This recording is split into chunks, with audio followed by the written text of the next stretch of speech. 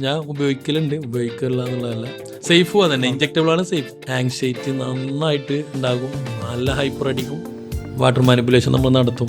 എന്നിട്ട് ചെയ്തു ശരിക്ക് ആ ഒരു ഓവറോൾ ചാമ്പ്യൻഷിപ്പ് അടിക്കേണ്ട വ്യക്തി റെക്സ് വർഗീസ്. കാർഡിയം ഭയങ്കര ഇമ്പോർട്ടൻ്റ് ആണ്. EGFR വേരിയേഷൻ നോക്കിയാൽ മതി മെയിൻലി. നമ്മൾ എല്ലാത്തിലും നല്ലൊരു coach important. Welcome to episode 3. ഈ പീക്ക് വീക്കിലെ സൈക്കിൾ എങ്ങനെയായിരുന്നു? അത് നമ്മൾ കട്ടിംഗ് ബേസിൽ പ്രൊപ്പനേറ്റ്, പ്രിമാവോള്, സ്റ്റെനാസോള്, ട്രെന്ന് അങ്ങനെയുള്ള കാര്യങ്ങളൊക്കെ അനുസരിച്ച് ഞാൻ ഈ ഹൈപ്പർ അടിക്കുന്ന മെഡിസിൻസ് ഒരുപാട് നമ്മളിപ്പോൾ ഇതിൽ കട്ടിങ് സൈക്കിളിൽ വരും. ഞാനതൊക്കെ വേണമെങ്കിൽ ആ ഒരു ഡ്യൂറേഷൻ മാത്രം എടുക്കുള്ളൂ. അത് നമ്മുടെ പീക്ക് ആ ഒരു നമ്മൾ സ്റ്റാർട്ടപ്പിന്ന് തൊട്ട് എൻഡ് വരെ ഇത് ഇത് ഇത് ഇത് എന്നുള്ള ഷെഡ്യൂൾ ചെയ്യാൻ പോവില്ല. ഞാൻ ആ ഓറൽ എടുത്ത് സ്റ്റാർട്ട് ചെയ്യും. ഓറല് നേരത്തെ ഇല്ലാന്ന് പറഞ്ഞു. അല്ല നമ്മളെ ഈ ഫാറ്റ് ബേണേഴ്സ് ഞാൻ പറഞ്ഞു, അല്ലാതെ അതെ അതെ അതെ അതെ അത് ടാബ്ലറ്റ് സ്റ്റാർട്ട് ചെയ്തിട്ട് പിന്നെ കോമ്പൗണ്ട് ഇത് സ്റ്റിറോയിഡ്സ് ഇഞ്ചക്റ്റബിള് ഓരോന്ന് വേണമെങ്കിൽ ഇങ്ങനെ ആഡ് ചെയ്ത് വരുള്ളൂ. ഞാൻ സ്റ്റെനാസോളൊക്കെ എന്തായാലും ഉണ്ടാവും. എന്തായാലും നമ്മ ഡീപ്പ് കിട്ടണമെങ്കിൽ ആ സാധനമൊക്കെ എന്തായാലും അതൊക്കെ എത്ര? ഞാൻ 0.5 100 mg 50 mg വരെ അല്ല. അത് ഡെയിലി വേണത്. Life 24 hour. ടാബ് ആണെങ്കിൽ 9 hours വരുന്നത്. ഡെയിലി വേണത്. അത് ഞാൻ 50 mg അതും ഡെയിലി എന്ന് പറഞ്ഞാൽ ലാസ്റ്റ് 2 weeks പോകുള്ളൂ. അല്ലെങ്കിൽ ടച്ച് ചെയ്തിട്ട് ഇങ്ങനെ അതോളം ടാബുമ്പോൾ ഞാൻ മാക്സിമം ടാബ് ചെയ്യും പറ്റും. ഇത് ഇഞ്ചക്റ്റബിൾ നിങ്ങൾക്ക് അറിയാലോ, ഇത് പെട്ടെന്ന് ഇത് ഫംഗസ് പെട്ടെന്ന് ബുദ്ധിമുട്ടാണ്. അപ്പോൾ ഞാൻ ഉപയോഗിക്കില്ല എന്നുള്ളതല്ല. പക്ഷെ ഒരു ഡെപ്ത് കിട്ടണമെങ്കിൽ ഈ സാധനം എന്തായാലും ഇഞ്ചക്റ്റബിൾ തന്നെ വേണം. സേഫും അതന്നെ, ഇഞ്ചക്റ്റബിൾ ആണ് സേഫ്. നമുക്ക് റിസൾട്ട്. അതെ അതെ അതെ അതെ. പിന്നെ കോമൺ ആയിട്ട് ഉപയോഗിക്കുന്ന ട്രെൻഡിൻ്റെ ഒരു കാര്യം ഞാൻ ഇത്രയും ഇതായിട്ട് പറയുന്നത്, മിസ്യൂസ് ചെയ്യുന്ന ഏറ്റവും ഏറ്റവും വലിയ ഡ്രഗാണ്. ഡ്രഗാണത്. ആങ്സൈറ്റി നന്നായിട്ട് ഉണ്ടാകും, നല്ല ഹൈപ്പർ അടിക്കും. അത് നമ്മൾ പബ്ലിക്കിലൊന്നും ചെയ്യാനും പറ്റില്ല, വീട്ടിൽ കൊടുന്ന് ചെയ്യാനേ പറ്റുള്ളൂ, വീട്ടുകാരോട് തീർക്കാനേ പറ്റുള്ളൂ. ഞാനതാ പറയുന്നത്. അപ്പം ദയവ് ചെയ്തിട്ട് നമ്മൾ ഇത് എനിക്കൊക്കെ തോന്നണ നമ്മൾ പിന്നെ ഒരുപാട് ചാമ്പ്യൻഷിപ്പ് ടാർഗറ്റ് ചെയ്യുന്നതും ഡേഞ്ചറാണ്. ഞാൻ ഈ ചെയ്ത പോലെ എന്താ വെച്ചാൽ ഇതിൻ്റെ യൂസ് ഇനിയിപ്പം ഈവൻ വീക്കിലി ഒരു 0.5 വെച്ചിട്ട് ഞാൻ അങ്ങനെ ഉപയോഗിക്കാറ്. 0.5 വെച്ചിട്ട് ഉപയോഗിക്കുകയാണെങ്കിൽ ഒരു മത്സരം കഴിഞ്ഞു, അടുത്ത മത്സരത്തിനും ഇത് വേണം. നമ്മളെ ഫിനാൻഷ്യൽ പ്രശ്നം കൊണ്ട് അതും കൂടെ ചെയ്യാം ഇതും കൂടെ ചെയ്യാം, ഒരു പ്ലാൻ ഇല്ലാണ്ട് അങ്ങനെ മുന്നോട്ട് പോയിക്കൊണ്ടിരിക്കും. അപ്പോൾ അങ്ങനെ ഒരിക്കലും ബോഡി ബിൽഡിംഗ് ചെയ്യാനും പാടില്ല. പർട്ടിക്കുലറായിട്ട് നമ്മൾ പ്ലാൻഡ് 2-3 അല്ലെങ്കിൽ 2 മത്സരം 3 മത്സരം കറക്റ്റ് ചെയ്യുക, അത് വിൻ ചെയ്യാൻ നോക്കുക. അതുമ്പോൾ മാക്സിമം നമ്മൾ ഔട്ട്പുട്ട് റിസൾട്ട് വരുത്താൻ നോക്കുക. അതാണ് സേഫ്.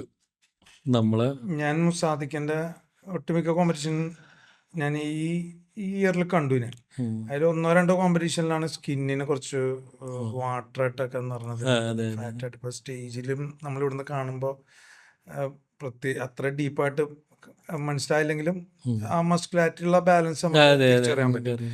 അപ്പോൾ ഒരു കോമ്പറ്റീഷൻ കഴിഞ്ഞ് ഒരു 10 ദിവസത്തിൻ്റെ അകത്ത് മുസാദിക്ക് എറണാകുളത്ത് വന്ന് ചെയ്തിരുന്നു. ഞാൻ അവിടെ ഉണ്ടായിരുന്നു, ഞാനായിരുന്നു അതിൻ്റെ ജഡ്ജിമെന്റ്, ഞാനായിരുന്നു. അപ്പോൾ ഈ വാട്ടർ കൺട്രോൾ എന്ന് പറയുന്ന സാധനം അത് ഇതിൻ്റെ അകത്ത് മെയിൻ ആണല്ലോ. കാരണം വിസിബിലിറ്റി എത്രത്തോളം മസ്കുലാരിറ്റി കാണിക്കണോ അതിൽ വാട്ടർ കൺട്രോൾ വളരെ ഇമ്പോർട്ടൻ്റ് ആണ്. അപ്പോൾ ഈ സോഡിയം ഇൻടേക്കും അല്ലെങ്കിൽ സോഡിയം കട്ട്, വാട്ടർ കൺട്രോളൊക്കെ അതൊന്ന് പറയാം. ബിഫോർ സ്റ്റേജ് ഇപ്പം നമ്മൾ നോർമലായിട്ട് ചെയ്യുകയാണെങ്കിൽ, ഒരു മത്സരം ഫോക്കസ് ചെയ്തിട്ട് ചെയ്യുകയാണെങ്കിൽ നമ്മൾ അതിൻ്റെ ഒരു ബിഫോർ 1 week വാട്ടർ മാനിപ്പുലേഷൻ നമ്മൾ നടത്തും.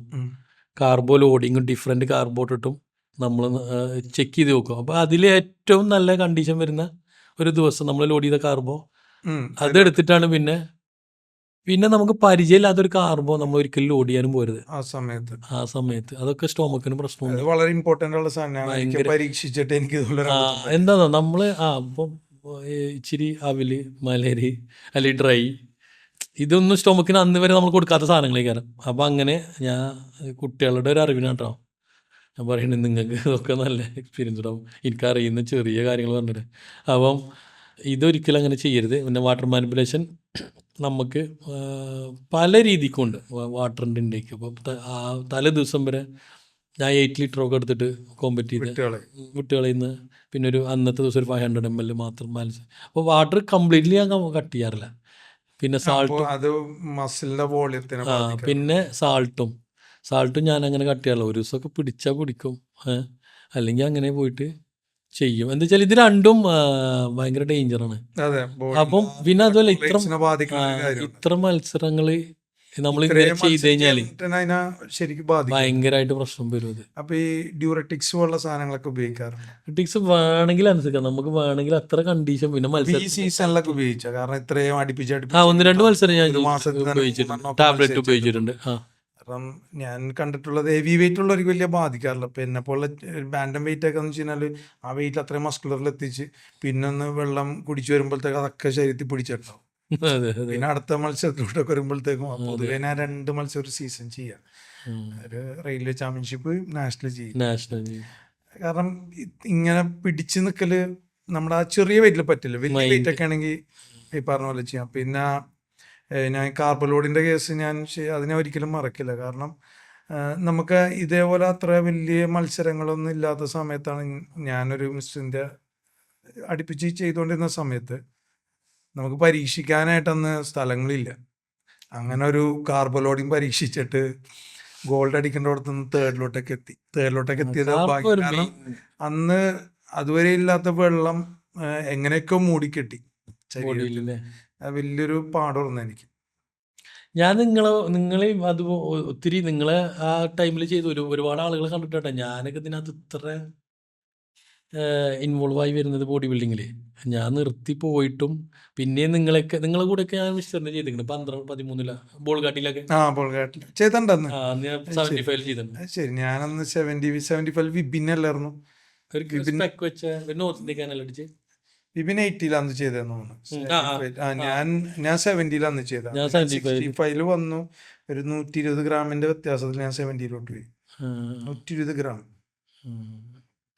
അന്ന് എനിക്ക് തോന്നുന്നു 60 അനൂപ് രാജു ഗോൾഡ് അടിച്ചു. 65 ചാമ്പ്യൻഷിപ്പ്. അതെ, നല്ല പിന്നെ മുരളിച്ചേട്ടൻ ടൈറ്റിൽ അടിച്ച.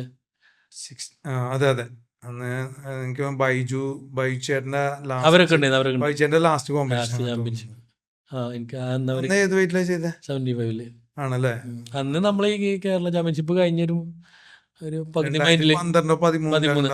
സീസണും അന്ന് ശരിക്കും സാദിഖ് അറിഞ്ഞു എന്നുള്ളൂ തോന്നുന്നു. അതെ അതെ അതെ. അന്നത്തെ ഒരു കേരള ടൈറ്റിലൊക്കെയാണ് പിന്നെ അത് എല്ലാവർക്കും അറിയണത്. പിന്നെ അതൊരു 50-50 വന്നിട്ട് ചെയ്തു.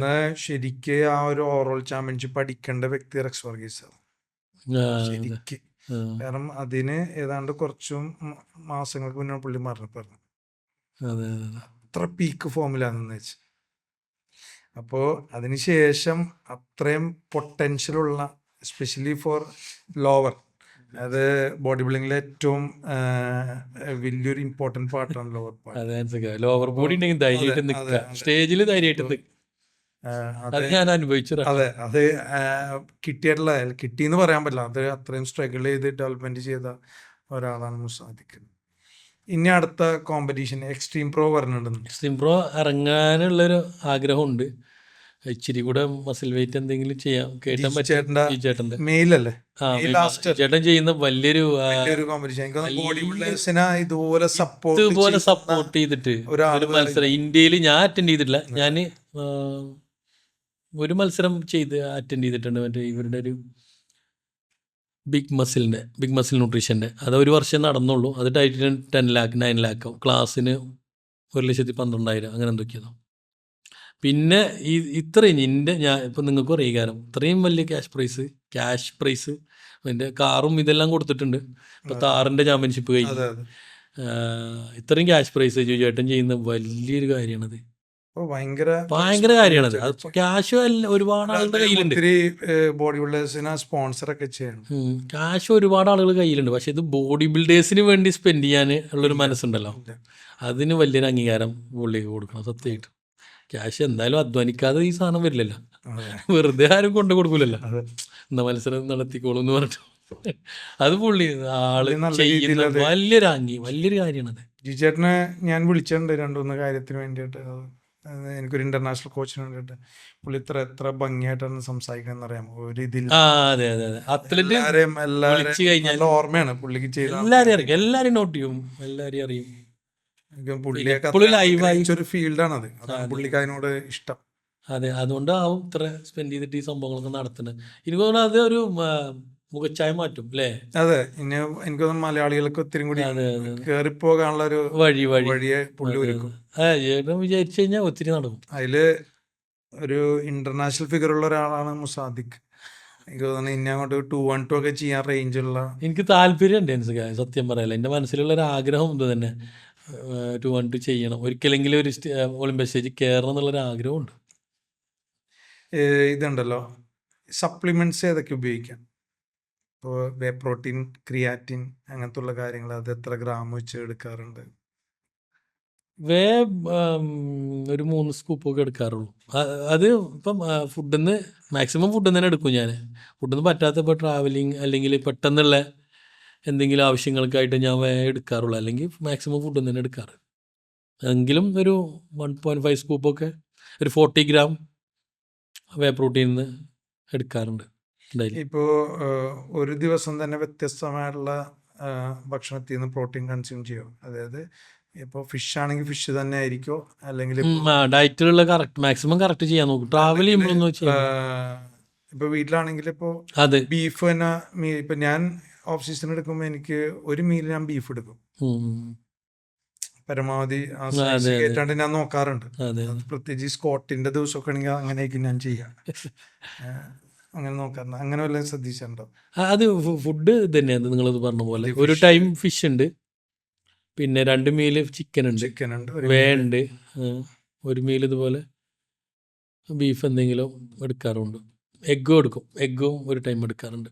ബീഫ് ഇപ്പം ബീഫ് കുറവാണ് പൊതുവെ. ഇപ്പം ചിക്കന്, എഗ്ഗ് മാത്രമേ ഉള്ളൂ. ക്രിയേറ്റിനും ഉപയോഗിക്കുന്നുണ്ട്. ഏകദേശം 10 ഗ്രാം ഇപ്പം ഓഫ് സീസണിൽ എടുക്കുന്നുണ്ട്. 2 ടൈമായിട്ട്, before and after before workout, before bed. Glutamine ഇല്ല, ഞാൻ ക്രിയേറ്റിനും ടോട്ടൽ മിക്സ് ചെയ്തിട്ട് എടുക്കും. 10 ഗ്രാം ടോട്ടൽ 10 ഗ്രാം. വർക്കൗട്ടിന് മുന്നോ ഇപ്പം എടുക്കുന്നത് ബെഡ് ടൈമിൽ. ഈ പ്രിക്കോഷൻസ് ആയിട്ട് എന്തൊക്കെയാ എടുക്കുക? ലിവർ സപ്ലിമെന്റ് അതെല്ലാം ഉണ്ട്. തുട്ക, ഇത് എല്ലാം പറയാ, ഞാൻ നോട്ട് ചെയ്തിട്ടില്ല ഒന്നും. അതിങ്ങനെ ഓരോ ബോക്സിലാക്കി വെച്ച് മറക്കണേന്. അറിയണത് പിള്ളേർക്ക് കേൾക്കാനായിട്ട് നിങ്ങൾ ഈ പറഞ്ഞ കേൾക്കാലോ. എന്താ കിഡ്നി ലിവർ ഡീറ്റോക്സും, എന്താ പറയുക, ബി കോംപ്ലക്സ് എടുക്കുന്നുണ്ട്, വൈറ്റമിൻ ഡി എടുക്കുന്നുണ്ട്. അതുപോലെ എത്ര mg വരെ എടുക്കും? വൈറ്റമിൻ ഡി ഇപ്പോൾ ഓഫ് സീസണിൽ ഡേ ബൈ ഡേ എടുക്കുന്നുണ്ട്. അത് 5,000 അതിനിപ്പോൾ ഇപ്പോൾ എടുക്കുന്നത് 60,000 IUNയാണ് വീക്ക്ലി 2-3 ടാബ്. പിന്നെ നമ്മളെ പ്രഷറിൻ്റെ ബാലൻസിങ് എടുക്കുന്നുണ്ട്, അതുപോലെ കൊളസ്ട്രോളിൻ്റെ ബാലൻസിങ് എടുക്കുന്നുണ്ട്. എന്തൊക്കെയാണ് മെഡിസിൻ? സ്ഡോക്ക് 10 പറഞ്ഞിട്ട്, അതുപോലെ തെൽമിസാട്ടൻ 40, ചിലപ്പോൾ ഈ 60-80 വേരിയേഷൻസ് വരും. അല്ല, ബാലൻസ് ചെയ്ത് പോകാനാണത്. ഇപ്പോൾ റെഗുലർ എടുക്കുന്നില്ല. പൊതുവെ നമ്മൾ വരുമ്പം കോഴ്സ് ചെക്ക് ചെയ്യുമ്പോൾ ഈ സംഭവം കയറിക്കണമെങ്കിൽ ബാലൻസ് ചെയ്യാനായിട്ട് എടുക്കും. ബ്രീത്തിങ് ഇഷ്യൂസ് ഒക്കെ വന്നിട്ടുണ്ടോ? ബോഡി വെയിറ്റ് ബ്രീത്തിങ് ഞാൻ കാർഡിയോ ട്രാക്ക് ചെയ്യാത്ത സമയത്ത് എനിക്ക് വരാറുണ്ട്. ഇപ്പോൾ ബിലോ 100 അല്ലേ, എബോവ് 100 വരുമ്പോൾ എന്തായാലും ഈ ബ്രീത്തിങ് ഇഷ്യൂസിൻ്റെ പ്രശ്നത്തിൽ വരാറുണ്ട്. അത് കാർഡിയോ ട്രാക്ക് ചെയ്യുമ്പോൾ പ്രശ്നം വരാറില്ല. കാർഡിയോ വലിയൊരു ഇമ്പോർട്ടൻ്റ് ആണ്. കാർഡിയോ ഭയങ്കര ഇമ്പോർട്ടൻ്റ് ആണ്. കാർഡിയോന് നല്ലൊരു എന്താ വെച്ചാൽ അത്രയും പിന്നെ ഇമ്പോർട്ടൻസ് അതിനുണ്ട്. നമ്മളെ സ്ട്രെങ്ത് കൊടുക്കുന്ന അതേപോലെ തന്നെ കാർഡിയോ. ഈ ബ്ലഡ് വർക്ക് എന്തൊക്കെ ചെയ്യാം? എല്ലാം മെയിൻലി നമ്മളെ EGFR ഒക്കെ വേരിയേഷൻ വരുന്ന നമ്മൾ നോക്കണം. വീക്ക്ലി 2 ടൈം 3 ടൈം ചെക്ക് ചെയ്യും. പിന്നെ 3 മന്ത് നിങ്ങൾക്ക് പറയാം, 3 മന്ത് മത്സരം കഴിഞ്ഞിട്ട് ചെറിയ, പിന്നെ നമ്മൾ ഈ കോമ്പറ്റീഷൻ കഴിഞ്ഞ ഉടനെ വിത്തൗട്ട് റെസ്റ്റ് ഇല്ലാണ്ടൊന്നും ഈ ബ്ലഡ് വർക്ക് എടുക്കരുത്. ശരിക്കും റിക്കവറി ആയിട്ട് പ്രോപ്പർ സ്ലീപ്പും കാര്യങ്ങളൊക്കെ വന്ന് ചെയ്തിട്ട്, പിന്നെ ഈ എൻഹാൻസർ എന്തായാലും ഒരു 4 to 6 വീക്ക് ബോഡിയിൽ ഉണ്ടാവും. അപ്പം ഇത് ബ്ലഡ് വർക്കൊക്കെ ഞാൻ കറക്റ്റ് വേണമെങ്കിൽ ഏതൊക്കെയോ അല്ല അത് കറക്റ്റ് പറയുന്നുണ്ട്. ജസ്റ്റ് ഒന്ന് ചോദിച്ചാ എന്തായാലും അത് EGFR-ന്റെ വേരിയേഷൻസ് മെഡിസിൻസ് നമ്മൾ എടുക്കണം. നോക്കണം, എപ്പോഴും നോക്കണം. ഇപ്പൊ ഒരു 9 മാസത്തെ ഓഫ് സീസൺ ആണെങ്കിൽ ഈ 3 month 3 month 3 നോക്കും. മന്ത്സിൽ നോക്കുമല്ലേ. EGFR വേരിയേഷൻ നോക്കിയാൽ മതി മെയിൻലി നമ്മൾ.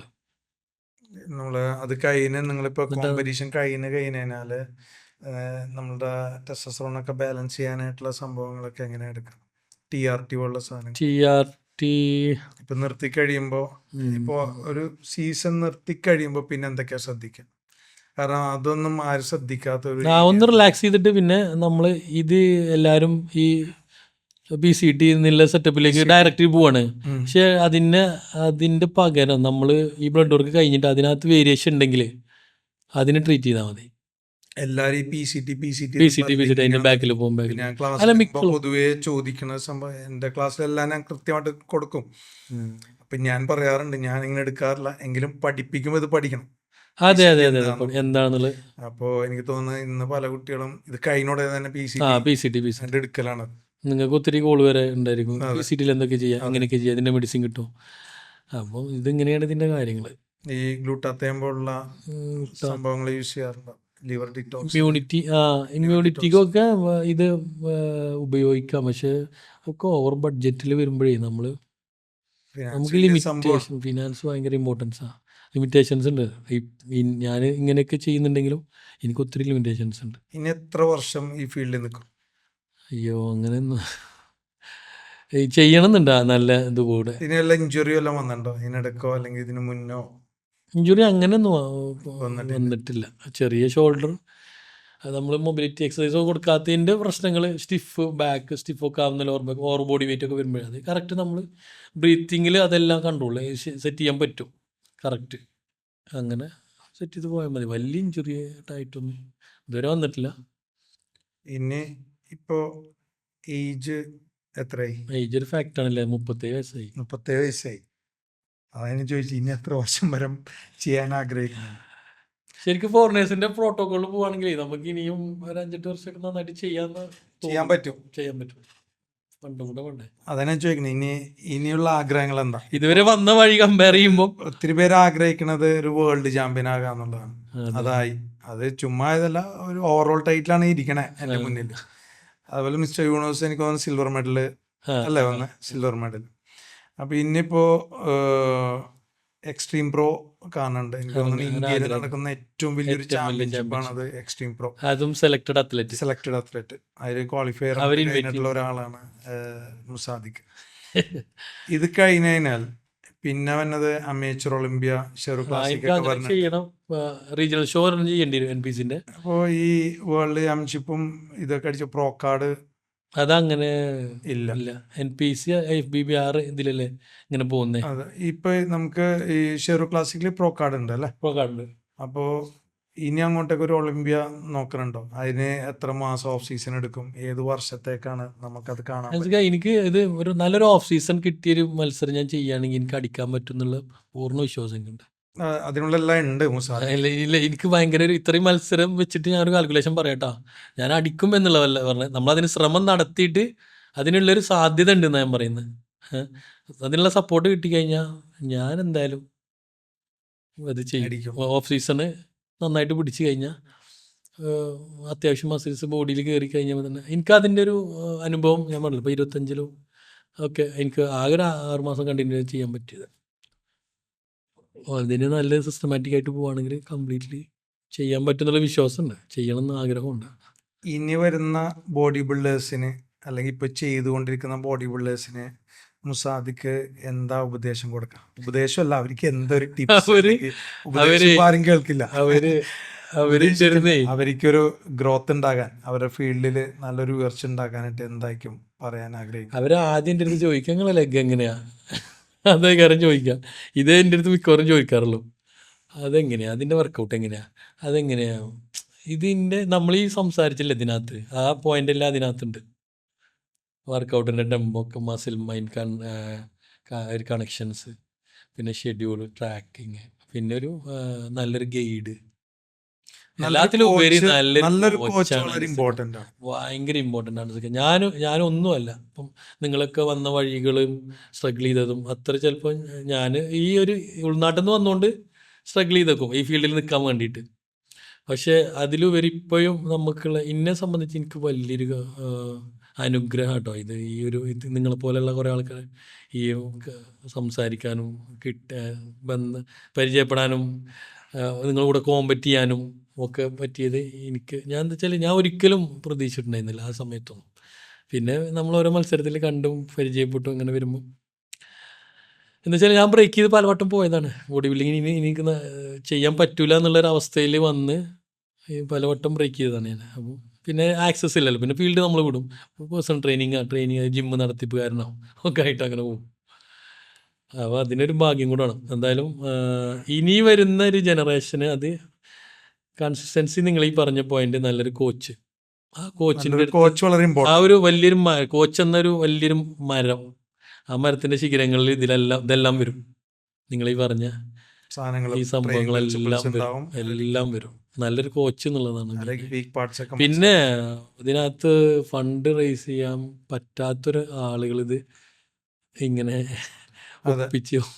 ഞാൻ പറയണ ഒരു കാര്യമാണ് അത്, നിങ്ങളിൽ ഫിനാൻസ് കണ്ടെത്താനുള്ള ഒരു മാർഗം കണ്ടിട്ട് വേണം നിങ്ങൾ ബോഡി ബിൽഡിങ്ങിലോട്ട് വരാൻ. അതെ അതെ അതെ അതെ. പൊട്ടൻഷ്യൽ ഉണ്ടെങ്കിൽ പോലും അതിനെ കുറച്ചും കൂടി ഡെവലപ്മെന്റ് ചെയ്യണം. നിങ്ങൾ പിന്നെ ഒരു വെറുതെ ഒരു ചോദ്യം കേട്ടോ, അത്ര വലിയ ഇതായിട്ട് കാര്യമായിട്ടൊന്നും എടുക്കണ്ട. കാരണം എങ്കിലും ഈ കഴിഞ്ഞ ഒരു മിസ്റ്റർ തൃശ്ശൂർ ചാമ്പ്യൻഷിപ്പിന്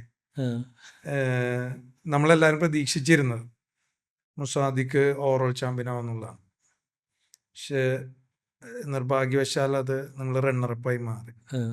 ടൈറ്റിലല്ലേ? അതെ. അതെന്ത് പറ്റിയ? കാരണം ഞാൻ ഡയറക്റ്റ് ഉണ്ടായിരുന്നില്ല, അതുകൊണ്ടിട്ട് എനിക്ക് അതിനെ ജഡ്ജ്മെന്റ് ചെയ്യാൻ പറ്റില്ല. മനസ്സിലായി. ഞാനൊരു അത്ലറ്റാ, എപ്പോഴും ഞാൻ എന്നെ കുറച്ച് കാണുന്ന ഒരാളാണ്. ഞാൻ പെർഫോം ചെയ്യും, എല്ലാം സെറ്റാണ്. പക്ഷെ പിന്നെ ഓഡിയൻസ് പറയുമ്പോഴാണ് കണ്ടവര് പറയുമ്പോഴാണ് അല്ലെ ഇങ്ങനെയാണ് മത്സരം, ഒന്നുകൂടെ കമ്പാരിസൺ വേണമായിരുന്നു, അല്ലെ ഇതിനകത്തൊരു പിന്നെ ഇന്നതാണ് സാധിക്കുന്ന കുറവ്, അത് റീകമ്പാരിസൺ വെക്കാമായിരുന്നു അല്ലേ, പിന്നെ സ്വിച്ച് ചെയ്തിട്ട് പോസ് ചെയ്യിപ്പിക്കാമായിരുന്നു. ഇത് കണ്ട ലെജൻഡുകൾ അവിടെ ഇരുന്നവർ പറഞ്ഞാട്ടാ, നമ്മളൊരു അസോസിയേഷനെ സപ്പോർട്ട് ചെയ്തിട്ട് അവരെ പിന്നെ മാനസികമായിട്ട് എത്രയോ വീഡിയോസ് നിങ്ങൾ കണ്ടു കാണും. ഇന്നെ പേഴ്സണലി പറഞ്ഞ ഞാനൊന്നും സംസാരിക്കാൻ ഇനിയും പോവില്ല, ഞാൻ പോവില്ല. നിങ്ങളിത് ചോദിച്ചുകൊണ്ട് ഞാൻ പറഞ്ഞ് ഒരു റീകമ്പാരിസൺ വെക്കാമായിരുന്നു. പിന്നെ അതുപോലെ ഈ മാർക്ക് ഷീറ്റ് വെച്ചിട്ട് ഇന്നതാണ് മുസാദിക്കിന് മൈനസുകൾ. അതാരെങ്കിലും ഒബ്ജക്റ്റ് ചെയ്തോ? ചോദിച്ചു, നമ്മളെ കൂട്ടത്തിൽപ്പെട്ടതെന്ന് ചോദിച്ചു, അതൊന്നും തരാൻ പറ്റില്ല എന്നാണ്. അപ്പോൾ അത് അങ്ങനെയാണ്, നമ്മളെ അതവരെ കുറ്റപ്പെടുത്തി പറയുന്നല്ലോ, നിങ്ങൾ ചോദിച്ചുകൊണ്ട് ജസ്റ്റ്. നല്ലൊരു കോമ്പറ്റീഷൻ ആയിരുന്നു. മലയാളികൾ മാത്രമേ ഉണ്ടായിരുന്നുള്ളൂ. അതെങ്ങനെയല്ല, മലയാളി അത് കുറവായിട്ടല്ല ഞാൻ പറഞ്ഞത്. മലയാളികൾ ഇത്രയും ഭംഗിയുള്ള ബോഡി ബിൽഡേഴ്സ് ഒരു സ്റ്റേജില് മിസ്റ്റർ ഇന്ത്യ വലിയൊരു ഇതാ. കാരണം ഞാനൊക്കെ പോവാൻ മിക്കവാറും പൂനെയിലോ കൽക്കട്ടയിലൊക്കെ ആയിരിക്കും നമ്മളെ മിസ്റ്റർ ഇന്ത്യ നടക്കാം. അവിടെ 1-2 മലയാളികളാണ് നമ്മൾ സ്റ്റേജിലുണ്ടാവുന്നില്ല. ഞാനുണ്ടാവും, അനൂപ് രാജു ഉണ്ടാവും, റെക്സ് ഉണ്ടാവും, എണ്ണപ്പെട്ട ആളുകൾ, അല്ലെങ്കിൽ സർവീസസിൽ നിന്ന് മുരളി ഉണ്ടാവും, അല്ലെങ്കിൽ വിപിൻ പീറ്റർ ഉണ്ടാവും. അങ്ങനെ പിന്നൊക്കെ നോർത്ത് ഇന്ത്യൻസിന്റെ ഏരിയ ആണത്. അവരുടെ ഒരു കാലഘട്ടത്തിൽ മലയാളികൾ മാത്രമായിരുന്നു. അത് പ്രസാദ് കുമാർ, അല്ല ബൈജു, മോഹൻ സാറൊക്കെ സാറൊക്കെ ഉണ്ടായിരുന്ന കാലഘട്ടത്തിൽ പിന്നെ അവിടെ നിന്ന് നോർത്ത് ഇന്ത്യൻസിന് കുത്തകയായിട്ട് മാറി. അവിടുന്ന് ഈ ഇത്രയും അന്നൊക്കെ വലിയ ബോഡി ബിൽഡേഴ്സ് കുറവായിരുന്നു നമ്മളുടെ ഈ കുറച്ച് കാലഘട്ടത്തിൽ. അതിനിപ്പുറത്തോട്ടൊക്കെ മുസാദിക് മൂസ വന്ന് നിൽക്കണ ഒരു 100 കിലോ റേഞ്ചില്, അഭിലാഷ് വരുന്നു, അനീഷ് നിൽക്കുന്നു, അങ്ങനെ പിന്നെ സുമേഷ് റാവു, അങ്ങനെ വലിയ ബിൽഡേഴ്സ് മാറിയിട്ടുണ്ട്. അങ്ങനെ ഇരിക്കെ ഇനി എനിക്കെതിരെ ഒരു ഭീഷണി അല്ലെങ്കിൽ അങ്ങനെ എന്നെ ബീറ്റ് ചെയ്യാൻ ഉള്ളൊരു പൊട്ടൻഷ്യൽ ഒരാള് അങ്ങനെ അല്ലേ കണ്ടിട്ടുണ്ടോ? വെറുതെ ചോദിച്ചതാ. കോമ്പറ്റ് ചെയ്യുമ്പോ അല്ല, ഇപ്പൊ എനിക്കൊക്കെ ഇങ്ങനെ ഒരു സംഭവം ഉണ്ട്. ഇപ്പൊ ഞാൻ മുസാദിക് മൂസനായിട്ട് അടുത്ത വർഷം കോമ്പറ്റ് ചെയ്യണമെന്നുണ്ടെങ്കിൽ എനിക്ക് എന്റെ ലെഗിന് എനിക്കറിയാം, അപ്പർ ബോഡി എനിക്കറിയാം, ഞാനിപ്പോ ഇരുന്ന് പറയാം മുസാദിനേക്കാൾ കുറച്ചും കൂടി അഡ്വാൻറ്റേജ് ഉള്ള അപ്പർ ബോഡി എന്റെ.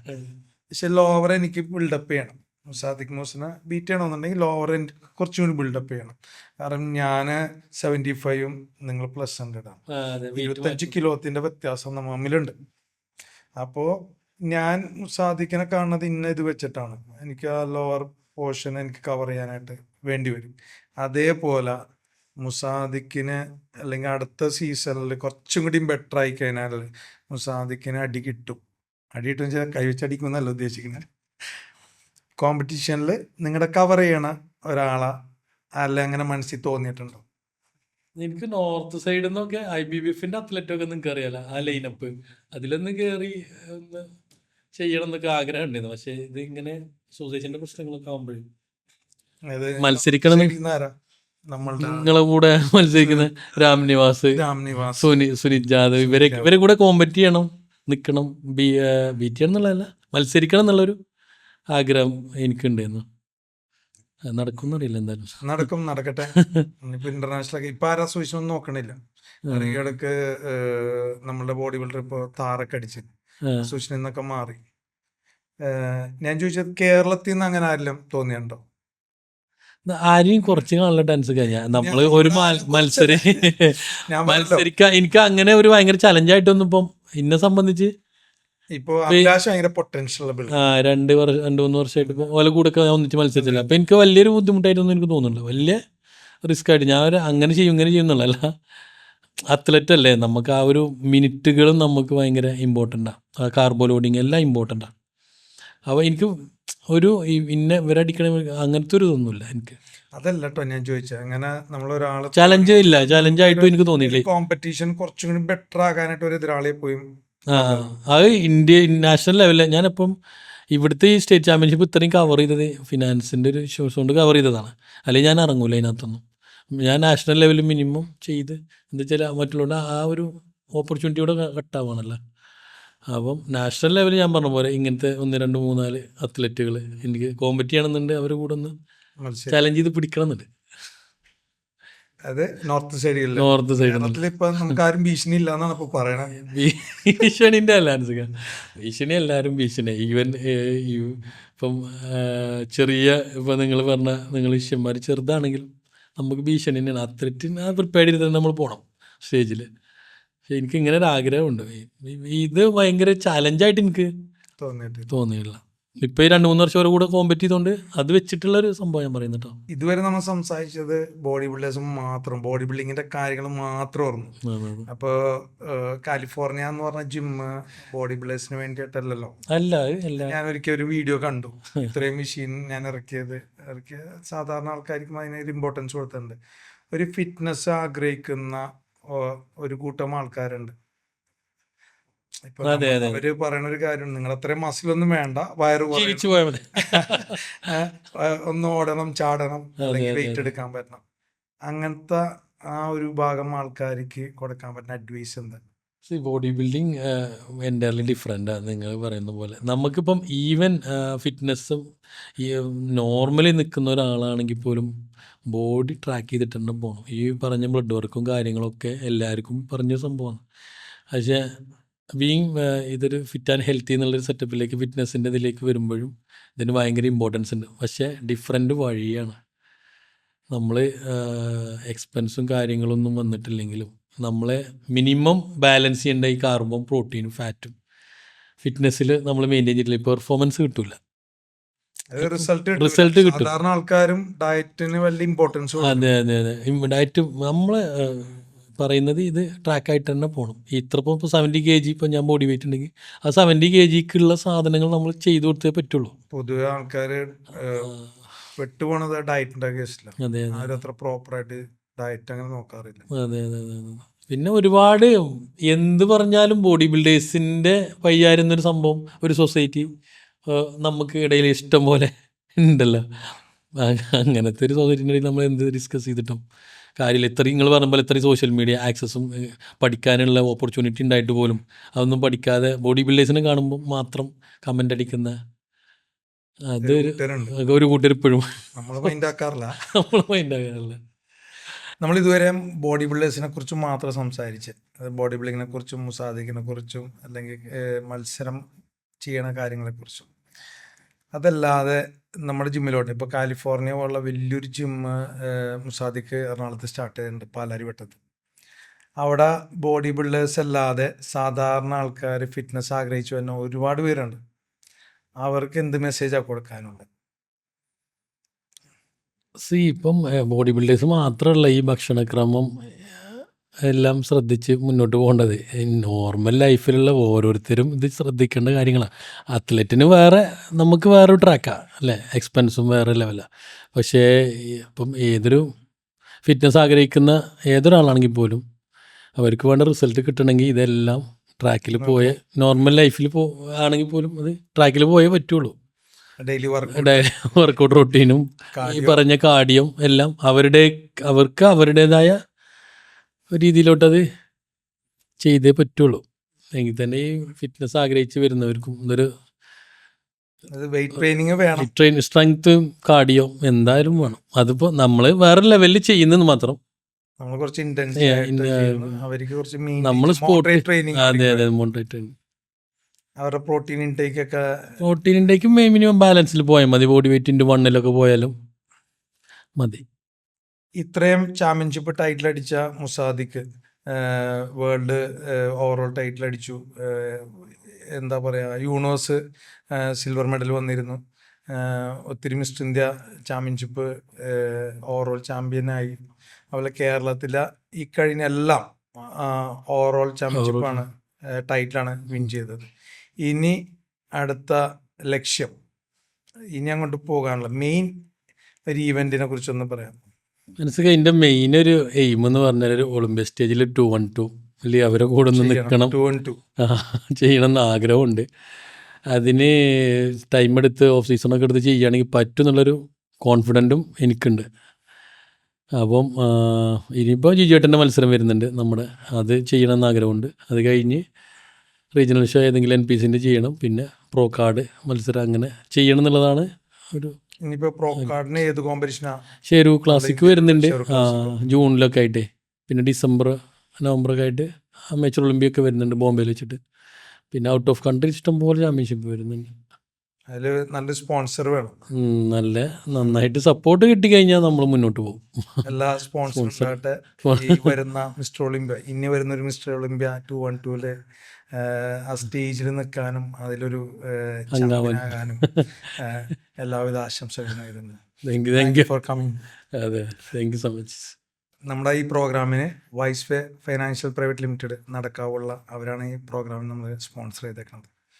അപ്പോൾ വൈസ്വേക്ക് ഒരു താങ്ക്സ് അല്ലേ, ഒരു ബിഗ് സല്യൂട്ട്. Thank you. ഭയങ്കര ഇൻഫർമേറ്റീവായിട്ടുള്ള കാര്യങ്ങളാണ് പറഞ്ഞത്, ഭയങ്കരമായിട്ട്. ഒത്തിരി ആൾക്കാർക്ക് അത്